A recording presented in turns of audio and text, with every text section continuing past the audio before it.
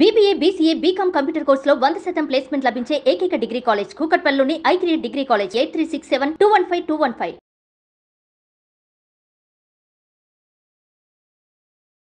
నమస్తే రమ్మగారు. నమస్తే జయ. ఈ నెల 30న మనకి అక్షయ తృతీయ ఉంది. ప్రతి సంవత్సరం మాట్లాడుకుంటూనే ఉంటాం. పండుగలతో పాటు అక్షయ తృతీయని కూడా కలిపేస్తాం రమ్మగారు మనం లిస్టులో కదండి. అవును. ఏం చెయ్యాలి? ఇదే క్వశ్చన్ అడగాలేమో బహుశా నేను. అక్షయ తృతీయ అనగానే ఫస్ట్ చిన్న పిల్లల నుంచి పెద్దవాళ్ళ దాకా బంగారం కొనుక్కోవాలి, బంగారం కొనాల్సిందే అనే ఒక ఆలోచనకు వచ్చేసామండి. అవునమ్మా, హోరెత్తి ఇచ్చేస్తూ ఉంటే హోరు నువ్వు కాసేపటికి అవుతాం. భ్రమర కీటక న్యాయం అని ఒక న్యాయం ఉంది. భ్రమరాలు ఓ పురుగుని తెస్తాయిట, మీద ఓ పురుగుని తెస్తుంది, దాన్ని ఒక చోట పెడుతుంది, పెట్టి దాని చుట్టూ దగ్గర అని తిరుగుతుంది. అవును. కాసేపు తిరిగాక ఈ కీటకం తను కూడా భ్రమరం అయిపోయాను కూడా తను కూడా తిరగడం మొదలు పెడుతుంది. అట్లా అయిపోయింది మన పరిస్థితి.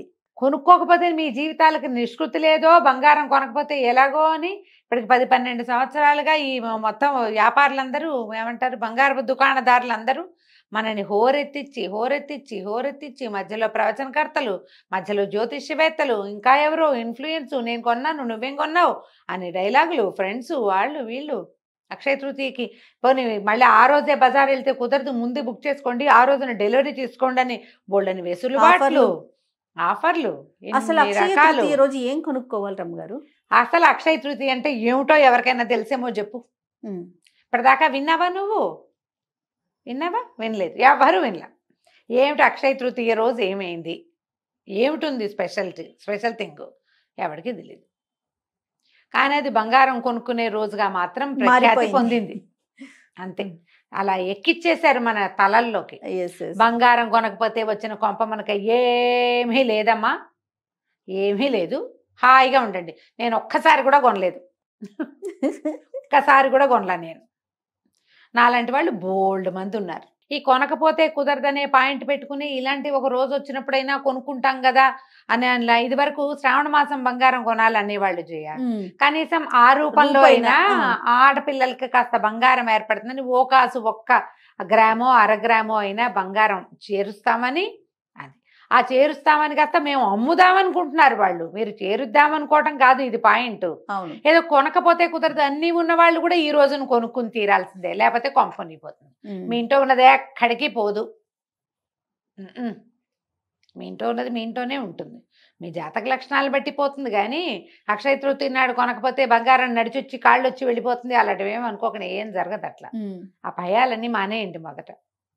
ఇలా మనం ఇతరుల చేతిలోకి వెళ్ళిపోతున్నామని మనకి ఎప్పటికైనా అర్థమవుతుందా జయ?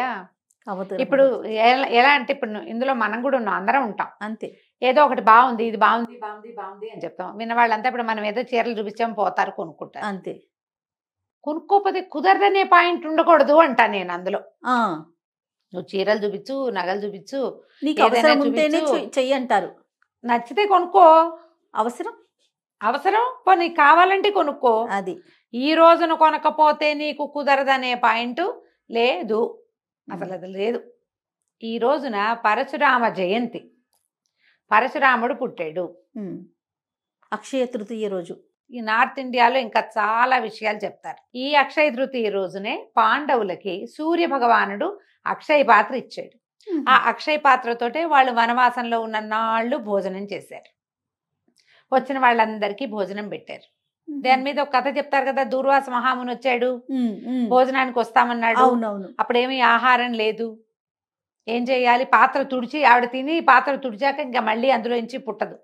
అప్పుడు కృష్ణ పరమాత్మ వచ్చి ఏదైనా తడి ఒక మెతుకైనా ఉందేమో చూద్దామంటే ఒక చిన్న ఎండిపోయిన ఆకో మెతుకో ఉంటే అది తీసి ఆయన నోట్లో వేసుకుని సర్వభూత శాంతి చేశాడు. దాంతో ఆహారం కోసం అలమటిస్తూ వచ్చిన దూర్వాసుడు తదితరులందరికీ పొట్ట నిండిపోయింది. తేన్పులు తీస్తూ వెళ్ళిపోయారు. వాళ్ళ పొట్ట నిండిపోయింది కాబట్టి, భగవంతుడు తిన్నాడు కాబట్టి అందరి పొట్ట నిండిపోయిందని.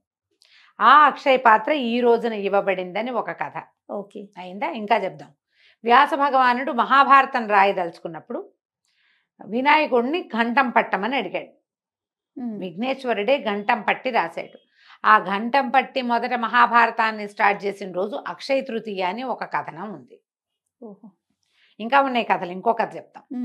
మన కుచేలుడు శ్రీకృష్ణ పరమాత్మని దర్శించడానికి వెళ్ళాడు. తన ఇంట్లో నుంచి గుప్పెడు ముక్కిపోయిన పాత అటుకులు పట్టుకెళ్ళాడు. చిన్నప్పుడు ఆ కృష్ణుడికి పెట్టాల్సిన అటుకులు తను తినేశాడని, ఆ అటుకులు తెచ్చి రుణం తీర్చుకున్నాడని కథ చెప్పుకుంటారు. అవునో కాదో అవన్నీ పుట్టినాయి కథలు. ఓకే. ఈ అటుకులు తీసుకుని కుచేలుణ్ణి అనుగ్రహించిన రోజు అక్షయ తృతీయ, వైశాఖ శుద్ధ తదియ అని చెప్తారు. ఎన్ని కథలు ఎన్ని ఉన్నాయి. కథలు ఉన్నాయి రమ్మగారు. ఏ కథ అయినా మనం చెప్పుకుంటామా, తెలుసుకుంటామా? బంగారం కొనే కథ మాత్రమే తెలుసుకుంటున్నాం. ఈ రోజు చాలా మంచిది, విశేషమైనది. అసలు బేసిక్గా వైశాఖ మాసమే దానానికి మంచి కాలం. వైశాఖంలో గొడుగు, చెప్పులు, మంచినీళ్ళు, నెయ్యి, వీటిలలో ఏవి దానం చేసినా, మామిడి పళ్ళు, విసినికర్రలు దానం చేసినా మంచి ఫలితం లభిస్తుంది. ఫలితం అంటే అదేమిటో వచ్చి మీకు పడిపోతుంది అనుకోదు, మంచిది. ఎండాకాలం కదా, అవును. ఇప్పుడు మంచినీళ్ళ నీటి కుండ, మంచినీళ్ళ చెంబు నిండా నీళ్లు పోసి ఇవ్వటం, జలపాత్ర దానం చేయటం విశేషము. ఇందులో కొనుక్కోవటం పాయింట్ లేదు, ఇచ్చే పాయింట్ ఉంది. దానం అంటే కొనుక్కునేది కాదుగా, ఇచ్చేది కదా. మంచినీళ్ళు కుండ ఎవరికైనా ఇవ్వాలనుకున్నారు, పని మంచిగా ఒక కుండ కొని పెట్టండి. ఈ రోజున ఒక చుక్క నీళ్ళు పోసి చేతిలో పెట్టండి, పనిచేస్తుంది. బ్రాహ్మడికే దానం చేయాలని లేదు, ఎవరికైనా చెప్పులు కొనిపెట్టచ్చు. ఇప్పుడు ఇందులో విద్యాదానానికి అవకాశం కూడా ఉంది. ఈ వైశాఖంలో వైశాఖ శుద్ధ తది నాడు ఎవరికైనా ఫీజులు కట్టచ్చు, ఎవరికైనా విద్య చదువుకునేందుకు అవకాశం ఇప్పించవచ్చు, స్కాలర్షిప్ ఇవ్వచ్చు, నేను చదివిస్తానని మాట ఇవ్వచ్చు. ఎవరికైనా పాఠం నేను ఇవాళ నుంచి స్టార్ట్ అని 30వ తారీఖు పాఠం మొదలు పెట్టచ్చు. సూపర్. వీటన్నిటికీ మంచిది. దీంతో పాటు వ్యాపారానికి అనువైన రోజు ఇది. కొత్తగా ప్రారంభించే మీరు ప్రారంభించవచ్చు, ఏదైనా కొత్త వస్తువు కొనుక్కోవచ్చు మీ దగ్గర లేనిది. ఉండి మన దగ్గర చాలా మూలుగుతుంటే బంగారం మళ్ళీ కొనుక్కోవాల్సిన పని లేదు. మీకు అవకాశం ఉంటే కొనుక్కోవచ్చు, దానికోసం అప్పులు చేయక్కర్లేదు, ఇళ్లలో గొడవలు పడక్కర్లేదు. పిల్ల పెళ్ళి జ్యేష్ఠంలో ఉంది, వైశాఖంలో స్టార్ట్ చేస్తే తృతీయ నాడు మొదలుపెట్టి కొనుక్కోండి, మంచిది. ఓకే. అంతేగాని ఈ రోజున కొనుక్కోపోతే నిష్కృతి లేదనేది పాయింట్ మాత్రం అయితే లేదు. ఈ పర్టికులర్ రోజున మీరు ఆహార దానం కూడా చాలా మంచిది. ఇవన్నీ ఇచ్చేవే కానీ తెచ్చుకునేవైతే కాదు. మీరు తృతీయ నాడు మంచిది, ఏదైనా వస్తువు కొనుక్కుంటే మంచిది అంటే బంగారమే కాదు, మీకు ఇంట్లో ఉపయోగపడే ఏ వస్తువైనా కొనుక్కోవచ్చు. మీరు మంచినీళ్ళు కుండ కొనుక్కోవచ్చు, ఓ స్టీల్ గిన్నె కొనుక్కోవచ్చు, ఒక జత బట్టలు కొనుక్కోవచ్చు, ఎవరికైనా ఒక జత బట్టలు కొనిపెట్టచ్చు. ఒట్టి బంగారపు కొట్లనే మనం ఎందుకు ఉద్ధరిస్తున్నాం? అంత లేదు మరి. మీరు చేయదలుచుకుంటే చేసుకోండి, కానీ చేయకపోతే కుదరదనే పాయింట్ అసలు లేనే లేదు. ఓకే. ఆల్రెడీ మన దగ్గర చాలా ఉంది. ఈరోజు మంచి రోజు కాబట్టి ఏదో కొంటున్నామంటే మంచి రోజు కదా, ఎవరికైనా సహాయం చేయొచ్చుగా, ఎవరికైనా కావాల్సింది కొనిపెట్టచ్చు కదా. ఎంత సంతోషాన్ని ఇస్తుందమ్మా అది. అక్షయ తృతీయ రోజున ఏం మంచి పేరు చేశామో సోషల్ మీడియాలో పెట్టండి అమ్మా, ఇన్ఫ్లుయెన్స్ అంతాను ఇవాళ ఈ మంచి పని చేస్తున్నామని. ఇవాళ అక్షయ తృతీయ, ఇవాళ చాలా మంచి రోజు, నేను వీళ్ళకి ఇది ఇచ్చాను అంతే.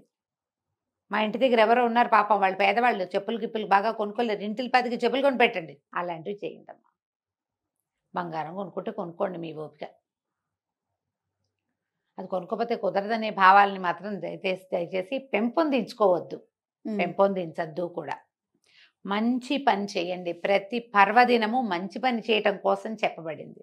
దీంట్లో భగవద్ ధ్యానం, లక్ష్మీ పూజ చేసుకోవచ్చు, విష్ణు పూజ చేసుకోవచ్చు, శివారాధన చేసుకోవచ్చు, ఏ ఆరాధన కుదిరితే ఆ ఆరాధన చేసుకోవచ్చు. రోజు చేసుకునే పూజ ఇంకొంచెం చక్కగా పాయసం చేసి నివేదన చేయండి.